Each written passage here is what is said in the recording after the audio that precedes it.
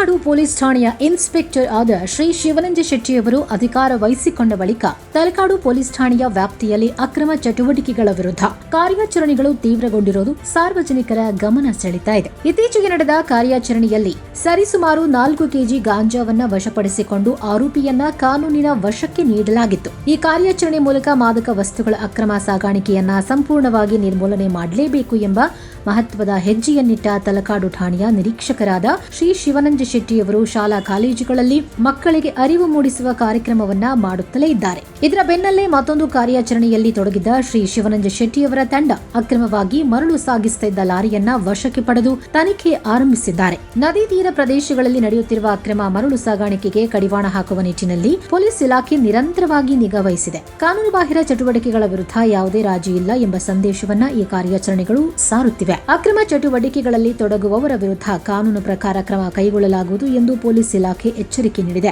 Talakadu police ಠಾಣೆಯ ವ್ಯಾಪ್ತಿಯಲ್ಲಿ ಇಂತಹ ನಿರಂತರ ಕಾರ್ಯಾಚರಣೆಗಳಿಂದ ಅಕ್ರಮ ಚಟುವಟಿಕೆಗಳಿಗೆ ತಡೆ ಬೀಳುತ್ತಿದೆ ಎಂಬ ಅಭಿಪ್ರಾಯ ಸ್ಥಳೀಯ ವಲಯದಲ್ಲಿ ವ್ಯಕ್ತವಾಗುತ್ತಿದೆ. ಕಾನೂನು ಸುವ್ಯವಸ್ಥೆ ಕಾಪಾಡಲು ಪೊಲೀಸ್ ಇಲಾಖೆ ಕೈಗೊಂಡಿರುವ ಕ್ರಮಗಳು ಸಾರ್ವಜನಿಕರ ಗಮನ ಸೆಳೆದಿವೆ. ಇನ್ಸ್ಪೆಕ್ಟರ್ ಶ್ರೀ ಶಿವನಂಜ ಶೆಟ್ಟಿಯವರು ಯಾವುದೇ ವೈಯಕ್ತಿಕ ಲಾಭದ ನಿರೀಕ್ಷೆ ಇಲ್ಲದೆ ಕರ್ತವ್ಯಕ್ಕೆ ಆದ್ಯತೆ ನೀಡಿ ಪ್ರಾಮಾಣಿಕತೆ ಹಾಗೂ ದಕ್ಷತೆಯಿಂದ ಕಾರ್ಯನಿರ್ವಹಿಸುತ್ತಿದ್ದಾರೆ. ಇಂತಹ ನಿರಂತರ ಕಾರ್ಯಾಚರಣೆಗಳಿಂದ ಸಾರ್ವಜನಿಕರಲ್ಲಿ ಪೊಲೀಸ್ ಇಲಾಖೆಯ ಮೇಲಿನ ವಿಶ್ವಾಸ ಮತ್ತಷ್ಟು ಹೆಚ್ಚುತ್ತಿದೆ ಎಂಬ ಮಾತುಗಳು ಕೇಳಿಬರ್ತಿವೆ. ಸಾರ್ವಜನಿಕರು ಕೂಡ ಯಾವುದೇ ಅಕ್ರಮ ಚಟುವಟಿಕೆ ಕಂಡುಬಂದಲ್ಲಿ ತಕ್ಷಣವೇ ಪೊಲೀಸ್ ಇಲಾಖೆಗೆ ಮಾಹಿತಿ ನೀಡುವ ಮೂಲಕ ಸಹಕರಿಸಬೇಕು ಎಂದು ತಲಕಾಡು ಪೊಲೀಸ್ ಇಲಾಖೆ ಮನವಿ ಮಾಡಿದೆ.